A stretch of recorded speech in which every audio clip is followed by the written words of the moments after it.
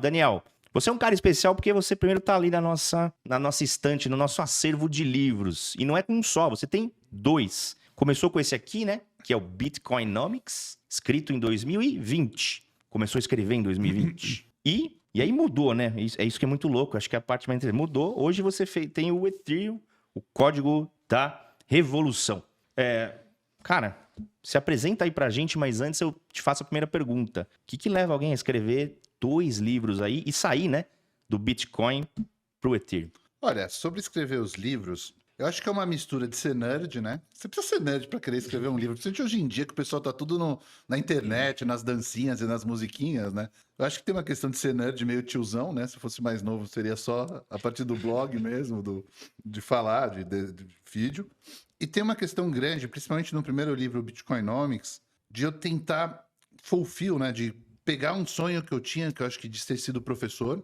Obviamente que num país que nem o Brasil, que valoriza super poucos professores, a gente tende a não escolher essa profissão, porque a gente quer poder dar uma boa educação para os nossos próprios filhos, tal. Então, é uma profissão pouco escolhida, apesar de ser a das mais nobres, né? De todas elas. E esse livro foi exatamente, eu já tinha, né, feito um ciclo de Bitcoin, tinha dado, com a graça de Deus, tido um sucesso bem grande nessa minha primeira fase, e aí resolvi escrever esse livro antes do halving de 2020, para fazer a galera comprar para o ciclo e tal. Só que o que aconteceu? Eu tinha o sonho de ser na mesma editora do Fernando Urich, a LVM, que é uma editora, a Luiz von Mises, que é uma editora do Hélio Beltrão. Te prefaciou aqui também, prefácio do Hélio Beltrão. Prefácio Show. dele. E como o livro do Fernando foi o primeiro livro de Bitcoin que eu li e me ajudou no meu processo de tomar de decisão, meio que era um santo grau para mim. Poxa, eu quero ser publicado na mesma editora. Se o meu livro for bom mesmo, vai ser lá. Então, entre eu escrever, a LVM ler, o Hélio Beltrão ler e autorizar, e todo o processo acontecer, demorou mais de um ano. Então, basicamente, quando eu escrevi o livro, o Bitcoin devia estar na faixa de 7, 8 mil dólares, mas quando ele foi publicado já estava 40 mil dólares. E aí eu fiquei com aquela sensação, poxa,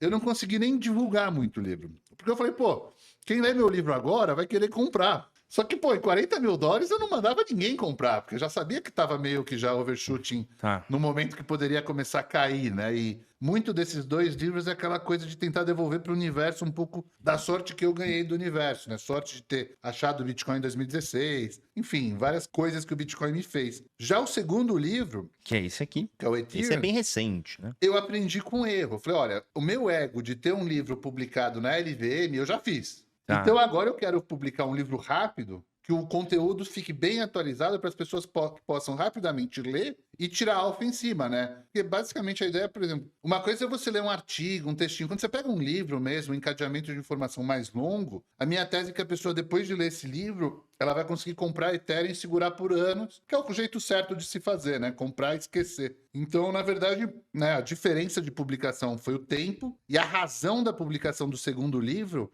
decorre de todas as mudanças que o Ethereum teve ao longo desses anos, né? Para quem tá desde 2016, a gente, poxa, o Ethereum é outro bicho. O Ethereum era uma coisa em 2016, era outra em 18, outra em 20, e agora é um outro bicho. E aí eu quis mostrar pra galera... Antes de tudo, né? Antes de dar uma valorização, bem antes de acontecer uma coisa muito relevante. Talvez no tempo esteja melhor do que esse aqui. Quando eu escrevi, tava 1.100 dólares, 1.200 dólares, já tá 1.800. Quase, já bateu 2.000, né? Já bateu 2.000 e pouquinho. Mas estava já publicado. Sim. Então, eu publiquei em março, então, tipo, sei lá, devia estar uns 1.300, 1.400 dólares quando eu publiquei. Então, não podem reclamar comigo dessa vez. Tá. Então, foi um pouco isso. Posso fazer uma pergunta?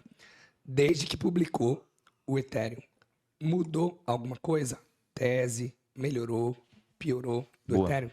Olha, na verdade, as teses mais se confirmaram do que qualquer coisa, porque tinha uma discussão que eu e você conversávamos muito em particular, qual que ia ser o price action, né? Qual que ia ser a reação de preço quando viesse o Xangai que liberaria as pessoas poderem tirar do staking, né? Qual seria o efeito prático disso em preço? A gente argumentava, tanto eu e com você, a gente era unânime nosso debate nisso, que seria um momento bullish, né? Que poderia, por um pequeno período, ter algum tipo de queda, porque alguém querendo vender a mais, mas que, assim, ia explodir. No final, explodiu até mais rápido, né? Então, esse primeiro ponto, acho que meio que só confirma a tese. A questão da deflação também era uma questão que, quando eu escrevi, não estava clara que ia ser realmente uma deflação assim. Eu escrevo no livro que existe uma alta probabilidade de deflação, mas não estava desenhada essa deflação de forma clara. Porque quando eu escrevi o livro, entre dezembro e janeiro, a atividade da rede ainda era muito baixa. Porque teve o The Merge, aconteceu no final de setembro. É. E logo depois veio, acho que 15 de setembro, logo depois veio a FTX, né? Então ficou muito tempo com mínima utilização, mas mesmo sem utilização alguma, a inflação era super baixa, né? Porque o merge, foram quase 3 halvings num dia só, né? Fora o burn. E o que eu acho que, com toda a humildade que pouco tenho, eu diria que mais se comprovaram as teses do que eu escrevi do que elas terem se alterado. Obviamente que surgiu muita coisa nova, né? O Ethereum, esse universo é um universo muito rico, muito rápido e muito dinâmico. Então, né, todo dia surge novas ideias, novos protocolos, novas narrativas. Então, eu acho que, sim, o que eu poderia dizer é que, mais do que se tá certo o que tá escrito aqui, tá. A questão é que é um livro que sempre vai ter página em branco, tem que escrever todo dia com novidade. É muita informação e muita novidade todo dia em Ethereum, né? Esse livro eu vou colocar aqui pro pessoal na descrição, né? O livro do Daniel tá aí no nosso vídeo. Provavelmente na descrição, talvez no QR Code aí para vocês acessarem. Tá na Amazon, tá em mais algum lugar ou só Amazon hoje? Tá na Amazon, mas a dica que eu dou é pro pessoal comprar a versão do Kindle, a versão eletrônica. Tá. Porque qual que é o grande ponto? Como eu quis ter velocidade, a minha editora é a própria Amazon. Você não quis esperar impressão, essas coisas, demora. Não é nem a impressão, por exemplo, para uma editora pegar e publicar meu livro, ela precisa passar por umas 3 pessoas que lerem. Né? Tem uma pessoa que lê e fala, não, legal, deixa eu mandar pro diretor. O diretor lê, legal. E o processo é burocrático. Na Amazon, não. Você vai, empacota do formato Amazon e tal e joga lá. Então, no Kindle é R$20. Para quem tem Kindle Unlimited é de graça. Só que se você quer uma versão impressa, ela vem dos Estados Unidos, porque eles não estão imprimindo no Brasil. Tá. Eles imprimem nos Estados Unidos ou na Europa. Então, o frete do livro é caro.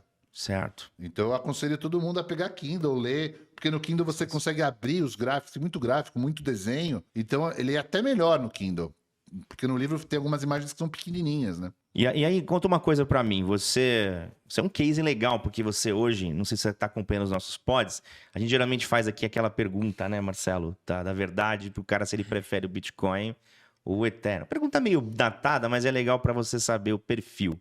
E você é um cara que é um camarão, vai ficar meio imune a essa pergunta, porque a resposta tua, acho que tá dada, é óbvia. Você saiu aqui de um extremo e foi parar no outro. Conta só pra gente, até pra quem tá acessando o pod, às vezes não é tão familiarizado assim com essa parada do Ethereum, as atualizações, o The Merge, o Hard Fork Shanghai. Conta um pouquinho, o que te levou exatamente? Por que esse bicho estranho, diferente aqui, você saiu de uma tese que é a do Bitcoin e migrou para uma tese do Ethereum? O que teve de atualização, mudança que você mudou de área aí? Foi de um lado para o outro. Eu acho que nós 3 nos apaixonamos pelo Bitcoin em algum momento, pela questão da certeza inflacionária dele, né? A gente sabia exatamente quanto ia ser impresso no futuro, né? A curva de inflação do Bitcoin está dado por código há muito tempo. Eu acho que tanto nós 3 unanimemente, um motivo dessa paixão que surgiu é a gente saber a emissão dele, né? Vivemos em um país superinflacionário. Parada da moeda fiduciária, de ter um limite. Quando eu olhei o Ethereum a primeira vez em 2016, eram 5 Ethereums por blocos emitido a cada 12 segundos, então é uma emissão agressiva. Não tinha cap máximo, não tinha max supply máximo. E aí aquela coisa, eu olhava para o negócio e falava, meu, como é que eu vou calcular quanto isso vai valer no futuro se eu não sei quanto vai emitir? Até onde vai essa emissão? Sem inflação. Essa inflação come. Para comprar, vai desvalorizar. Sem dúvida. Aí depois de 1 ou 2 anos, eles mudaram a recompensa para 3 Ethereums por bloco. Depois mudaram para 2 Ethereums por bloco. Aí depois eles encaixaram o mecanismo de burn. Aí teve o dia que teve o Other Deed, né? O dia que você podia mintar os terreninhos dos macacos. Cara, aquilo lá queimou um número absurdo de Ethereum naquele dia. Eu não tenho certeza, mas eu quase certeza que foram 2.000 Ethereums num bloco queimado. Aquele dia eu parei para olhar, falei, opa. Muito grande, hein? Nossa. Eu falei, opa, isso aqui ficou diferente, né? Mas, pô, era 5, 3, 2. Essa paradinha do burn é legal. O burn é o IPP, né? É, o 1559. 1559. Pô, que foi feito em junho de 2021. Olhei aquilo aí e falei, pô, meu, só que porque tudo bem, esse mecanismo de burn, um monte de moeda tem, tal. Mas o Ether é o número 2 do mundo, tem o número... É diferente do resto, né? Tipo... Falei, cara, isso aqui tá mudando. Aí a gente começa a olhar, pô, o Demerge, agora vai vir o Demerge. Porque o Proof of Stake é alguma coisa que a gente ouve falar também desde 2016. Só que aquela coisa que a gente ouvia falar é sempre no futuro, sempre no futuro, sempre no futuro. Um dia vem, Um dia vem, nunca vem. nunca vem. Era que nem o ETF do Bitcoin. Nunca vinha, né? Duas coisas que sempre ouço desde 2016. O ETF do A Bitcoin narrativa. e o Proof of Stake, desde 2016. Só que aí aconteceu o Proof of Stake. O ETF do Bitcoin estamos esperando. Vai acontecer, mas estamos Vai esperando. acontecer, vai acontecer. Estamos esperando. E o Proof of Stake aconteceu. Aí a hora que você olha um negócio que vai ter 3 halvings no mesmo dia, vai jogar a inflação para 0,1%. Hoje em dia a inflação do Bitcoin é 1,75% ao ano. Vai ter o halving ano que vem, vai para um 0,80%, 0,90% ao ano. A do Ether hoje é 0,1%, sem burn, sem queima. E ele já tá queimando. Aqui, mano, tá menos 0,23. Eu vi ontem. Entre ponto Isso 1. mesmo. Ontem eu vi esse dado até. Eu sou oficiado nesses dados. É. Então, todo aquele amor que eu tinha da escola austríaca de falar, poxa, eu tô com um ativo, que a inflação é controlada, agora eu olho e falo, porra, meu, eu tenho um ativo aqui que é deflacionário. E um ponto também importante, desde 2016, 2017, quando eu olhava, minha questão nunca foi se o Ethereum tinha mais utilidade ou não que o Bitcoin. Para mim é óbvio que contratos inteligentes, eles iriam ter uma utilidade muito grande. A questão é, essa utilidade compensa a inflação dele? Né? E a gente, pô, cachorro que já foi morto por cobra tem medo de salsicha, né? A gente é brasileiro, tem um medo violento de inflação. A gente não gosta disso daqui, já basta a nossa, né? Então, né, o Bitcoin era muito mais atrativo pela questão da inflação. Quando teve toda essa evolução e no final, agora a gente tá com uma deflação, aí eu falei, cara, tá na hora de se jogar de cabeça.